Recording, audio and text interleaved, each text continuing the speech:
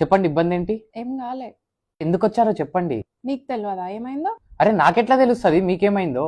మరి నన్ను కూడా అడగక ఏమైంది. అరే మేడం, నేనేం నీ బాయ్ ఫ్రెండా? నాకెట్లా తెలుస్తుంది నీ బాధ? నువ్వు చెప్తేనే కదా నాకు అర్థమవుతుంది. అరువు, నువ్వు కూడా అరువు నా మీదనే. అందరు నా మీదనే అరుస్తారు.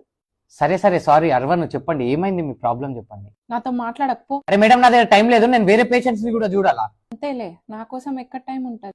అరే ఓ మేడం, నువ్వు ప్రాబ్లం చెప్పండి, నేను ట్రీట్మెంట్ ఎడికెళ్ళి ఇవ్వాలా నీకు? ప్రాబ్లమ్స్ అన్ని నాకే ఉన్నాయిలే. అరే ప్రాబ్లం ఏంటి? నేనే పెద్ద ప్రాబ్లం. అదైతే కనిపిస్తుంది.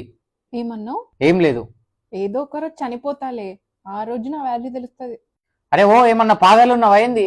నీకు అంత ప్రాబ్లం అవుతుందంటే ట్రీట్మెంట్ చేయకు, వదిలే నన్ను. అరే మేడం, నేను డాక్టర్ని, పేషెంట్స్ ఇట్లా వదిలేలేను. నాకు చెప్పాలని లేదు. నీకెందుకు చెప్పాలని లేదు?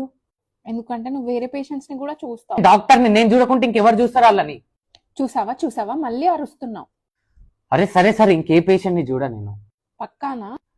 పక్కా. నా మీదొట్టి. నీ మీద ఒట్టు. సరే సరే, ఇప్పుడు చెప్పండి మీ ప్రాబ్లం ఏంటి? ప్రాబ్లం ఏం లేదు. అరే మరి ఇక్కడికి ఎందుకు వచ్చినావు? వెళ్ళు, ఇంటికి వెళ్ళు. నీకు అసలు నా మీద ప్రేమనే లేదు. ఇంకోసారి అడగచ్చు కదా ఏమైంది అని. సరే బుజ్జి బంగారం, నాన్న కన్నా ఏమైంది చెప్పు నాన్న. ఏం అవ్వలే.